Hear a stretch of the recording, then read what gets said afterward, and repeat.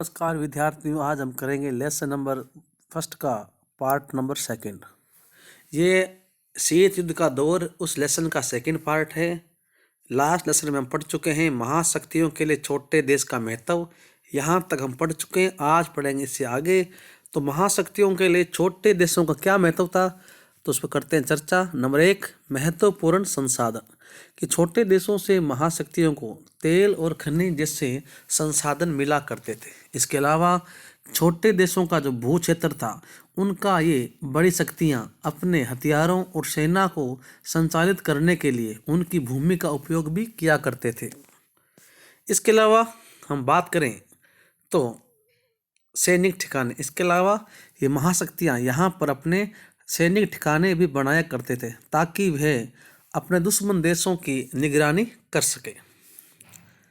इसके अलावा आर्थिक सहायता, छोटे देशों को ये महाशक्तियाँ कुछ आर्थिक सहायता भी प्रदान किया करते थे ताकि इन देशों का सैन्य खर्चा या जो वहाँ वो खर्च हो रहा है उसको वहन कर सके। इसके अलावा विचारधारा, और जो भी देश इनका समर्थक होता तो वह देश इनकी विचारधारा का पालन भी किया करता था। इससे ये होता कि उनकी जो विचारधारा है, चाहे पूंजीवाद की है चाहे साम्यवाद की है, उस विचारधारा को प्रचारित या प्रसारित होने में सहायता मिला करती थी। गुट में शामिल हो रहे देशों के आधार पर वे सोच पाते कि उदारवादी पूंजीवाद बेहतर है या साम्यवाद बेहतर है। मतलब जिसके गुट में जितने अधिक देश होंगे वह देश उतना क्या है, बेहतरीन होगा। तो अब बात करते हैं शीत युद्ध के परिणाम के बारे में। तो परिणाम से क्या हुआ? नंबर 1, गुट निरपेक्ष का जन्म हुआ। विद्यार्थियों, गुट निरपेक्ष के बारे में विस्तार से चर्चा करेंगे आगामी समय में। इसके अलावा बहुत सारी लड़ाइयाँ भी इसके कारण टल गई। अगर ये दो गुट नहीं बने होते तो शायद तीसरा वर्ल्ड वॉर भी हो जाता। इसके अलावा अलग अलग देशों के बीच में सैन्य संगठन संधियाँ भी की गई थी और दोनों शक्तियों के बीच में परमाणु हथियार और अन्य हथियारों को लेकर होड़ मच गई और विश्व में सभी देशों ने हथियारों को इकट्ठा करना आरंभ कर दिया और पूरा विश्व दो ध्रुवों में बंट गया। एक ध्रुव था पूंजीवाद का, एक था साम्यवाद का। तो यहाँ एक विशेष बात है कि दोनों देश अपने प्रभाव को बढ़ाने के लिए दूसरे देशों के साथ संधियाँ की, जो कुछ इस प्रकार से, मतलब अब यहाँ हम संधियों की बात करेंगे जिनके बारे में पहले भी बात कर चुके हैं। पहली है नाटो संधि जो 1949 में की गई थी। देखिए यहाँ ये संधियाँ हैं, ये अमेरिका की ओर से की गई है। दूसरी संधि है सीटो, ये 1953 में की गई, ये भी अमेरिका की ओर से की गई संधि है। और लास्ट है सेंटो 1955 की। और वह बात करें सोवियत संघ की ओर से, तो सोवियत संघ की ओर से एक ही संधि हुई थी, वो है वार्सा पैक्ट 1955। अब दोनों महाशक्तियों ने परमाणु हथियार के जखीरे को कम करने की होड़ क्या हुई। तो दोनों देशों के बीच में परमाणु हथियार को कम करने के लिए कुछ होड़ मच गई, कुछ संधियाँ की गई। तो पहली संधि है परमाणु परीक्षण प्रतिबंध संधि, मतलब कोई भी देश है वो नए परमाणु हथियारों का परीक्षण नहीं करेगा, अर्थात महाशक्तियों को छोड़कर जितने भी देश हैं वर्ल्ड में वो परमाणु हथियार नहीं बनाएंगे। नंबर 2 है परमाणु प्रसार संधि, परमाणु हथियारों को कोई देश बेचेगा नहीं, ना ही देश कोई खरीदेगा। फिर है परमाणु प्रक्षेपस्त्र परिसीमन संधि अर्थात एंटी ब्लास्टिक मिसाइल ट्रीटी, और कोई परमाणु से भी अधिक खतरनाक हथियार नहीं बनाया जाएगा। ठीक है, अब यहाँ बात करेंगे सीटो और सेंटो की। तो अमेरिका ने पूर्वी और दक्षिणी पूर्वी एशिया और पश्चिमी एशिया में गठबंधन का जो नया तरीका आजमाया उसी को बोला गया है सीटो और सेंटो। जहाँ नाटो संधि है वो तो यूरोप संबंधी है और सीटो सेंटो ये है एशिया संबंधी, और तीनों संधियाँ अमेरिका की ओर से की गई थी। तो यहाँ बात करें सीटो की। SEATO means South East Asian Treaty Organisation, मतलब दक्षिण पूर्व एशियाई संधि संगठन। कब हुई? 1955 में हुई। इसका विस्तार, इसका उद्देश्य क्या है कि साम्यवादियों की विस्तारवाद नीति अर्थात साम्यवाद के विचारधारा को रोकने के लिए ये दक्षिण पूर्व एशियाई देशों के साथ ये संधि की गई थी।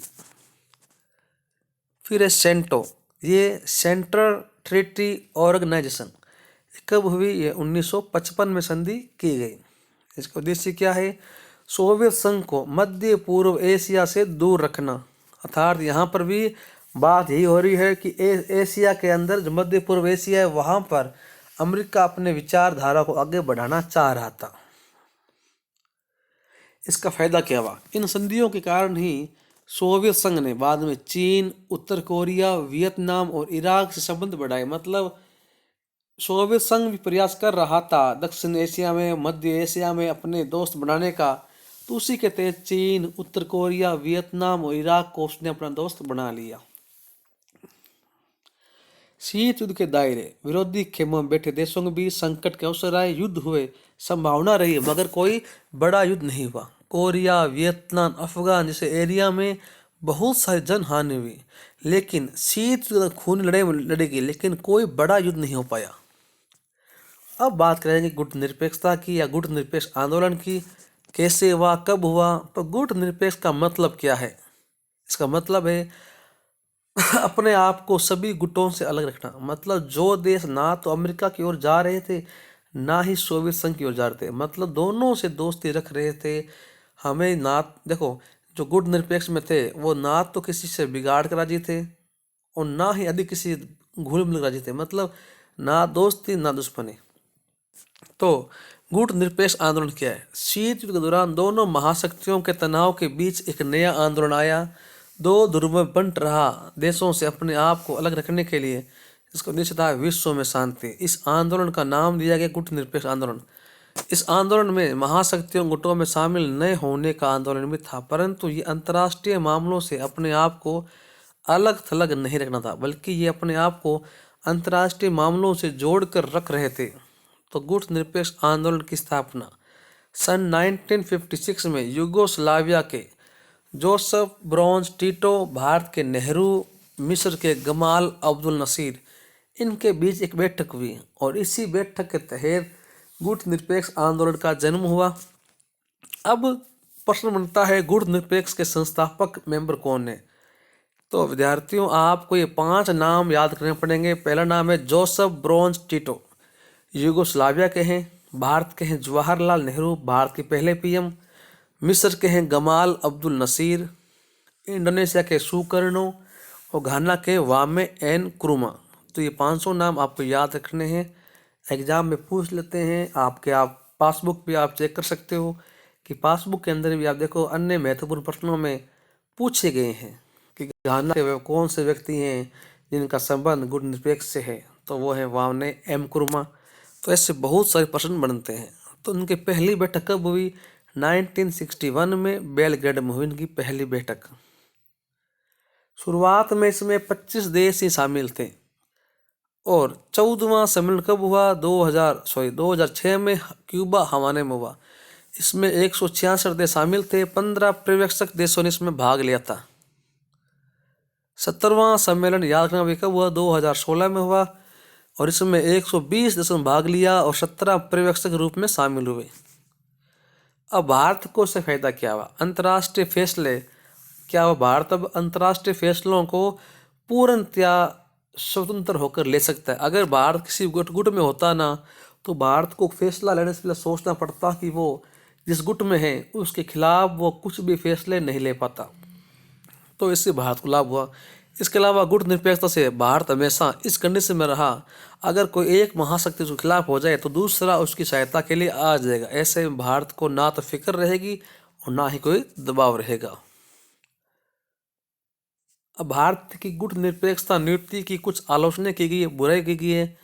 तो आलोचक कहते हैं गुट निरपेक्षता नीति बहुत ही सिद्धांत विहीन है, मतलब इसमें कोई सिद्धांत है ही नहीं और भारत इसकी आड़ में अंतर्राष्ट्रीय फैसलों से बचता रहता है। इसके अलावा भारत के बारे में क्या है, स्थिर नहीं है। क्यों? भारत में 1971 के युद्ध में जब भारत और पाकिस्तान युद्ध हुआ था, उस युद्ध में इंडिया ने सोवियत संघ की सहायता ली थी।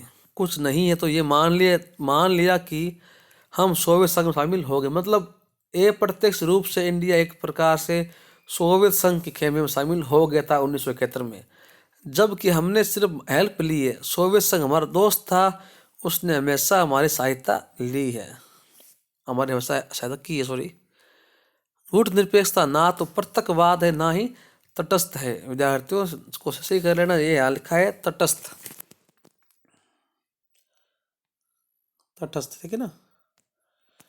पृथकवाद, पृथकवाद का मतलब होता है अपने आप को अंतर्राष्ट्रीय मामलों से काट लेना, अर्थात बस अपने आप तक सीमित रहना, बाकियों से अलग रहना। ऐसा अमेरिका ने किया था 1789 से 1914 तक। इस टाइम तक अमेरिका ने विश्व के किसी भी अन्य देश के साथ कोई भी संबंध नहीं रखा था। भारत ने ऐसा कुछ भी नहीं किया। भारत ने गुट निरपेक्ष अपनाया, लेकिन भारत कभी विश्व से अलग नहीं हो पाया। इसके अलावा भारत आवश्यकता पड़ने पर सहायता करता भी है और सहायता लेता भी है। फिर है तटस्थ नीति। गुट निरपेक्ष अर्थ यह नहीं है, तो इसका मतलब क्या होता है, युद्ध में शामिल नहीं होना, लेकिन यह आवश्यक नहीं है युद्ध को समाप्त करने में सहायता करे, और यह देश युद्ध को सही गलत होने पर कोई पक्ष भी नहीं रखता। गुट निरपेक्ष देशों ने तटस्थता को बिल्कुल नहीं अपनाया, क्योंकि भारत और अन्य देशों ने हमेशा से ही दोनों महाशक्तियों के बीच में दुश्मनी को कम करने का प्रयास किया है। नई अंतर्राष्ट्रीय आर्थिक व्यवस्था। गुट निरपेक्ष में शामिल अधिकांश देश क्या हैं, गरीब हैं, अल्प विकसित हैं, अविकसित हैं। ये देश गरीब देश है, क्योंकि इनके सामने मुख्य चुनौती क्या है, अपने देश को गरीबी से बाहर निकालना। तो इनके लिए आर्थिक विकास बहुत आवश्यक था, क्योंकि बिना आर्थिक विकास के इनकी आज़ादी का कोई मतलब नहीं बन रहा था। ऐसे में ये देश गुलाम भी दोबारा हो सकते थे। इसी समझ से नई अंतर्राष्ट्रीय आर्थिक व्यवस्था का जन्म हुआ। 1972 में यूएनओ के व्यापार और विकास संबंधी सम्मेलन UNCTAD में नाम से एक रिपोर्ट बनाई गई। इस रिपोर्ट में विश्व व्यापार प्रणाली से कुछ सुधार के प्रस्ताव मांगे गए। इस रिपोर्ट में क्या बोला गया, जो देश कम विकसित हैं उनको अपने प्राकृतिक संसाधन पर पूरा अधिकार होगा। ये देश अपने संसाधन का इस्तेमाल अपने ढंग से कर सकते हैं। मतलब गरीब देशों में जो खनिज मिलते हैं, उन खनिजों पर पहला हक उस देश का है। कोई बाहर का देश वहाँ जबरदस्ती रूप से कब्जा नहीं कर सकता। अलग विकसित देशों की पहुंच पश्चिमी देशों के बाजार तक होगी। ये देश अपना सामान पश्चिमी देशों में बेच पाएंगे। मतलब इन देशों को पावर दी गई कि अपने हिसाब से अपना सामान बनाएं, जो स्पेशल क्वालिटी हो उस देश की, और वो सामान फिर आप यूरोपीय या अमेरिकन देशों में आप बेच भी सकते हो। इसके अलावा पश्चिमी देशों से टेक्नोलॉजी की डिमांड भी कर सकते हैं, और पश्चिमी देश इनको कम दाम में वो टेक्नोलॉजी उपलब्ध कराएगा, ताकि इन देशों का विकास हो सके। इसके अलावा अलग विकसित देशों की भूमिका अंतर्राष्ट्रीय आर्थिक संसाधन में बढ़ाई जाएगी। अब कुछ संधियां हैं, इन पर चर्चा कर लेते हैं। LTBT, इसका पूर्ण नाम क्या होता है, सीमित परमाणु परीक्षण संधि। कब हुई, 5 अगस्त 1963 को हुई। फिर है साल्ट, इसका नाम क्या है, पूरा नाम सामरिक स्तर परिसीमन वार्ता।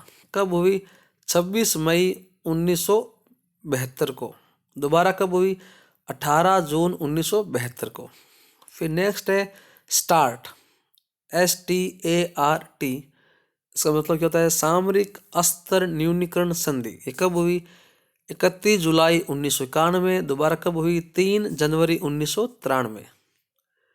फिर NPT, परमाणु अप्रसार संधि, इसका पूरा नाम है।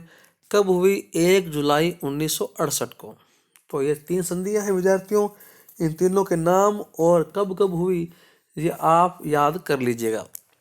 और 5 परमाणु संपन्न देश ही परमाणु परीक्षण कर सकते थे। इनके अलावा बाकी कोई भी देश है वो परमाणु का परीक्षण नहीं कर सकता था। तो ये उस जमाने में परमाणु परीक्षण के लिए रोक लगाई गई थी। आप जानते हैं भारत के PM इंदिरा गांधी और अटल बिहारी वाजपेयी ने इतने प्रतिबंधों के बावजूद भी परमाणु परीक्षण किया था, और भारत को परमाणु शक्ति संपन्न भी किया था। ये हमारे लिए बहुत बड़ी गर्व की बात है। तो विद्यार्थियों, आज हमने लेसन नंबर 1 कंप्लीट कर लिया है। अगली वीडियो में हम इसी लेसन के कुछ पाठ्य पुस्तक से प्रश्न कराएंगे, या आप अगर आप चाहो तो प्रश्न उत्तर की बजाय हम नया पाठ शुरू करेंगे। जो आपकी राय हो आप हमें कमेंट में बताइएगा कि हमें नया पाठ कराना चाहिए या इसके प्रश्न उत्तर कराने चाहिए। तो विद्यार्थियों, अगर आपको वीडियो पसंद आए तो लाइक कीजिए, कमेंट कीजिए और अधिक से अधिक शेयर कीजिए, क्योंकि एग्ज़ाम जरूर होंगे विद्यार्थियों। ऐसा मत सोचना कि आपके अब लॉकडाउन लगा हुआ, एग्ज़ाम नहीं होंगे। एग्ज़ाम पक्का होंगे तो विद्यार्थियों पढ़ते रहिए और शेयर करते रहिए। धन्यवाद।